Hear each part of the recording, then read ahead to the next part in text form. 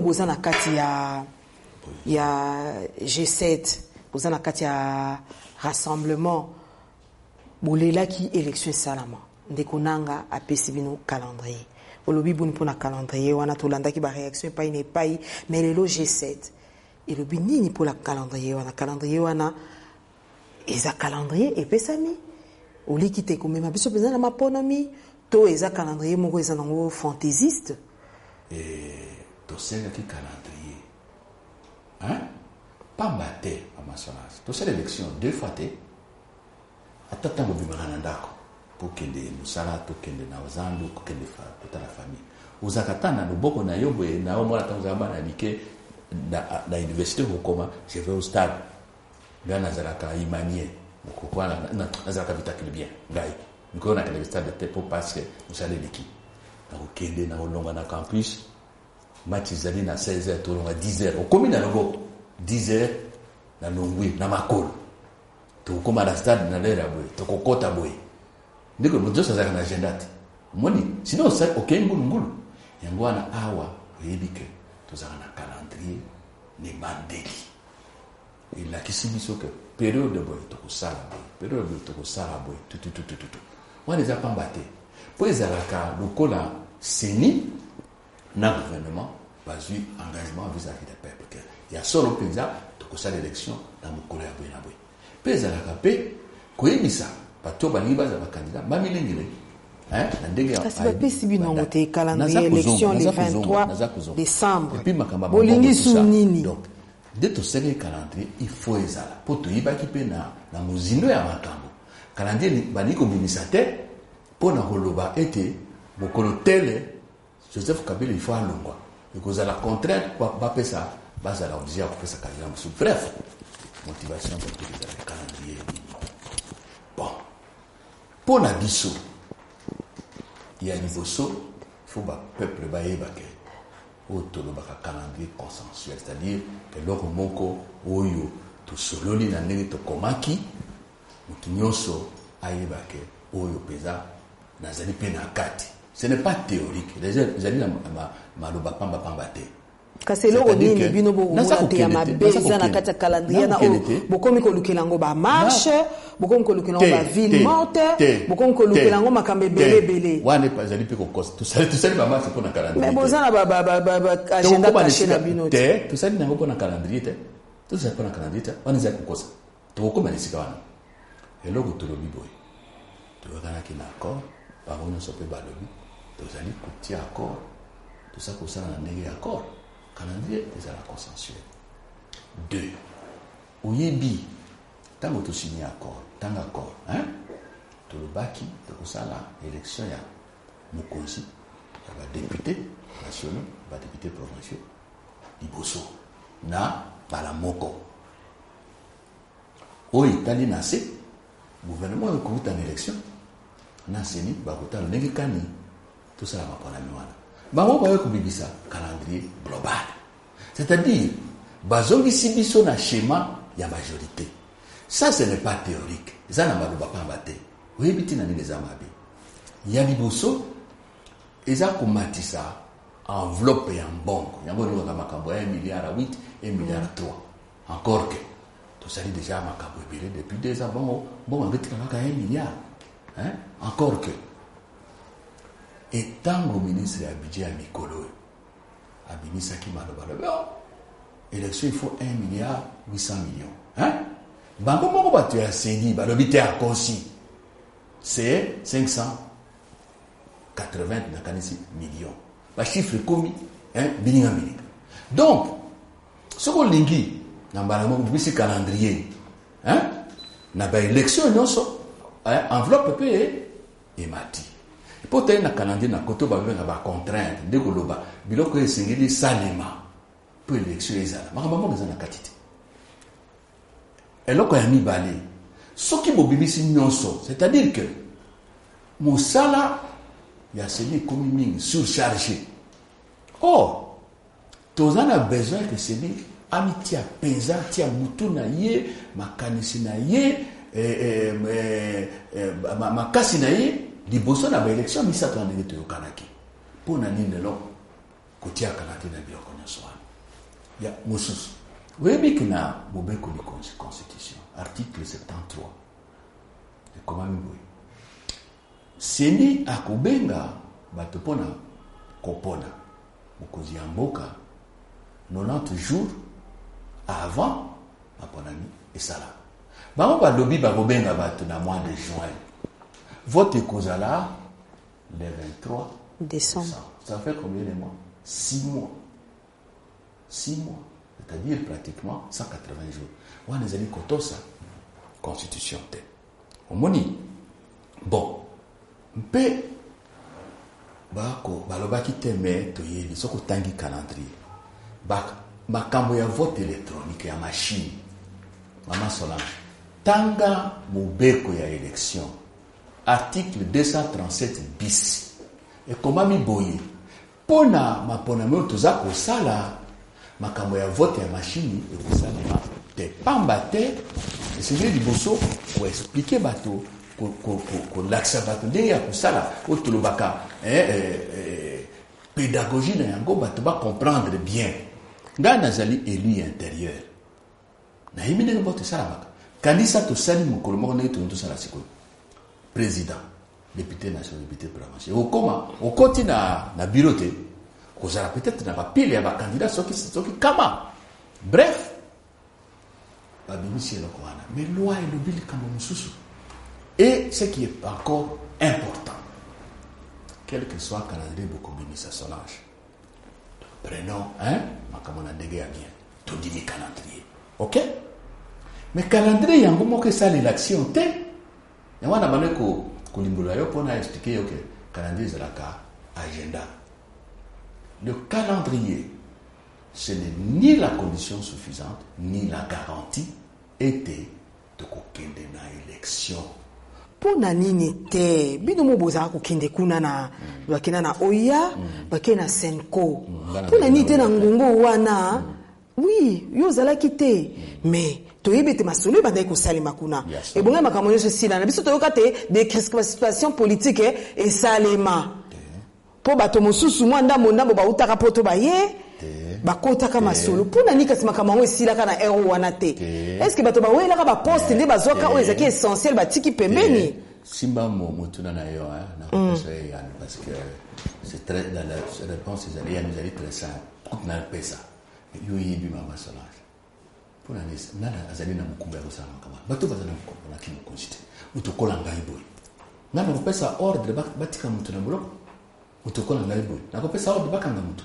biso na opposition ezala ba Félix ba Lumbi ba Fayulu tout ça là tout ça na kimu konjite est-ce que ceux qui bozo sala on rapona Dieu mito bozo sala on pona Moïse Katumbi non mais ya on le bo chango sous condition non mais nayebi que ya solo président Moïse a un problème pour la Mokonzi, pour la présidente Nabatunaï. Ko bangue l'équipe. Et l'équipe au point que, bati biso na makamba ba province, ou yebi. Non, pas Moïse Katumbi. Mais il y a solo te. Oka. Mais oka te. Pas un candidat. Pas un candidat. Aïe kozo makambo koleka. Tako to bebisi candidat. Yo so mona mama Solange. Ozana mwana, ozana leki na yo. Bakangi ye, pona ndako. Yo lobi, tika mwana. Ngai na zakolo ya ndako katevika toto Rafael soko promesa na ndako nazali awa yako kanangai yako ben bo juger ngai tango nazaki na ndako wana Moïse azalaki na sona ba 12 ans mais balingi te ba condamné ye boye katevika toto yaka osala ninya yaka oluka poste premier ministre mais eta tango soit ki angote wana zonga mbango kune bebisela bino ba donner te tokota nsika wana to wana kutia mulungete kutia funjo te ndo wana baka funjo kate bazali awa azala mutu na gouvernement donc elo na nina loba donc ba tika Katumbi azonga awa nde élection ko sali non na silicité pour yoza kutiaka ba caution il faut na pesa ya pesa ya si on a ticket à 2 minutes voilà na lobby donc kolobate que botiki ba dio parce que mikanda ezali ata rapport ya basango etali Moïse yimo kote moyen bazana kati omoni pe ezala clair pas ya bato conseil opposition te asa la décrispation pour ba décision toujours yango te toujours na qui me considère après ça na kotambela yo eloko moko ifo naloba Solange yo so moni ebembe ya moto ekoma exilé ebembe ya moto ekoma exilé nakitisa l'arme te ntukole Etienne Tshisekedi na yo na ngai tozala bana mike yo plus petite que mon gars pour nazaki déjà na six université où il a sali plus de 30 ans de lutte même ce qu'a sali le comme côté a confi pour ebembe ya to kondaye comme mindondo ba signer kasa accord gouvernement Ramazani famille naïe monseigneur son nom va venir Leki ya Kondo na parti Jean-Marc Kaboum secrétaire général bayokalité kaya bemena ya tukunda ye na mabele ya famille kuna côté ya sel pourquoi elle a connu l'église kuyate bandeko botuna président Kabila na batuna ye ekolo nini bakomisa ebembe ya mutu exilé politique toza kosenga ebembe ya Kondo Etienne Eya bakunda ye o mabele bakoko na ye lokola biso maso eloko mosusu makambo ya mbongo tutukola makambo ya mbongo ati tozali sikoyo na assemblée pe na parlement na sénat na tolobaka budget session budgétaire toya kotanga makambo ya mosolo ya mboka mpona mbulu eza koya esengeleki tala pe likambo mosusu baya na mobeko ya mbongo ni bandeli ya session ndenge esengami na mobeko likozi le 15 septembre plus tard tala sikoyo toya kosala émission toza le 25 suka ya sanza ya novembre tikali 5 jours na constitution musana biso na session ekosila le 15 décembre c'est-à-dire tikali 20 jours or na constitution esengami ete bapesaka biso mobeko ya mbongo la loi des finances ne bandeli po biso na assemblée totala yango pendant 40 jours na sénat 20 jours et ça là 2 mois po tozwa ntango ya kotala mbongo ya l'état mbulu elekaki ezalaki boye baye na 20 jours c'est na kati ya loi wana nde toseki tosala boye élection 580 millions ya dollars hein budget ezali 5 milliards na ndenge ya bosolo mbongo tozwaka na ndenge ya badétournement ya bacorruption ezalaka à peu près 65%. Donc na 5 milliards tozwa à peu près 3 milliards poussière mbongo ya salaire soko tofuti na bato na bosolo ezali à peu près 60 millions de dollars par mois on multiplie par 12 vous avez à peu près na 900 millions 1 milliard c'est-à-dire que vous avez à peu près 2 milliards pour faire fonctionner l'état total tout ça cause la loi pour tuna kinga yao eika kasiko donc makambo ya mbongo na koyebisa bandeko ba député il faut totala bisika ya mbongo musutu kokata kati na ba présidence na primature na assemblée na sénat bipa nyonso pour te dégager na mikolo na moni quand même ngana ça la politique politicienne va prévoir 500 millions c'est déjà quelque chose mais là ekotikana ndambo ekotikana ndele kimingi non ndambo ekotikana pona ba élection misatu wana otikala grand maximum na loba 100 millions na arrondir on verra comment trouver ça mais problème mususu etikala ndenge ya kozwa mbongo wana tokomi na kasa gouvernement il faut nani douane DGRAD DGI la société ya l'état ma société na mbongo ekota ya solo pesa na kese ya l'état wana pe eloko mususu yokoloba makambo ezali kilikili donc makambo ya mbongo eloko mususu wana tokomi na 4e eloko mususu seni pesi calendrier seni ça c'est tout le monde calendrier seni faut makambo mususu ekota na nzela ya bonamu tu as besoin kozwa na seni oyo mutu nyonso akoloba ya solo peza na kena moponami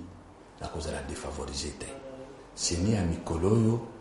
yo ozali journaliste sora na bato yokaka mpe na baradio mosusu na batelevizio bankete esalamaka seni eza na problème. Il faut tobongola kamwa makambo na seni toyokanaki mpe soki otangi kasa accord oyo euti na basango tokomaki audit de koloba na lingala kotia miso na lolenge kani mbongo eza kopesa makuna basalaki na yango. Il faut lisusu redynamisation toningo loba na tokotangi, c'est-à-dire totala toyokanaki mpe baoyo batindaki bato na seni oyo balingi changer, on y reviendra. Mais eloko mosusu na seni soki otangi mobeko oyo etali seni oyo tovotaki banda kala mpe na ndenge ezali na constitution, seni il faut bato nyonso bazala na kati na moi ya lelo rassemblement azali na kati te. Kasi bonyando koya wana ndeko lutundula zelanga na tuna na motuna. Donc to moni te yonga ko koya na oyebi ko bimisi awa ba condition so na tangi pena na mokuse ata 6 itikani moko et a des 7 ngo bakisa su moko ezaya mokuse ko ndima pe yango po etali yo bakisa ngo ponga na cha motuna na ngai sécurité à ba élection ya bibu peuple na biso ba candidat na période d'élection. Ndeko Christophe Lutundula otangi makambo maiki olobite ba pesi na bon calendrier mais so makambo ane kokite élection ko sala mate tout en ngonga o etikali kasi par rapport à calendrier na. Donc lelo yozo confirmer que élection na décembre 2017 et ko sala té le 2018 dans le bon côté et kozala te parce que ba condition yo pesi awa eza ebele et puis eza ya makasi soko lelo to te eza simple pour na bino bato bolingi yango lelo yo soko makambo wana esalami na lolengi oyo no bolingi te to neti budget wana yo le betike ka 100 millions pour ekoka mais au moni condition opesi esengeli ba entreprise wana baya na mbongo bakotisa oyebi crise to za nango lelo oyebi yango malamu. Lelo olobi esengeli ekondo Tshisekedi pe asona ebembenaye ezonga awa na ebite soki ezali nani akangi nani azosala ebembango yate okozongisanga na gouvernement mais bango pe bakotanga balobi eza problème ya gouvernement te eza problème ya famille bayokana baya na accord na bango olobi accord ezali sikoyo na makambo olobi ana na rappelo misato est-ce que penza eza lokwa nga pona nga na mo lokwa décourager population et ya lokwa ko mona te élection ko salema te non Solange parce que bato bosenga ki calendrier bimi boko na makambo susu okotisi na makambo ya budget donc lelo yo boko senga te oza pour bato bakoloba ke Bruno Tshibala démissionné soko pe lelo a démissionné wana toza ko tia makambo ko kota simba wana na ko pesa yo eyana non mama Solange koloba te que les choses de la terre pour un biso rassemblement de l'obaki soki boli naloba. Comment est-ce qu'on dit ça en français? C'est la volonté politique. Naningala, c'est-à-dire commis pesa. Ça bazana posa ya makasi volonté politique. Pour l'élection ça là. Tu veux que ça l'élection là mois de juin sans problème. Mais l'autre le bawana ni boy. Yo lobi mama Solange. Kende au Kabila.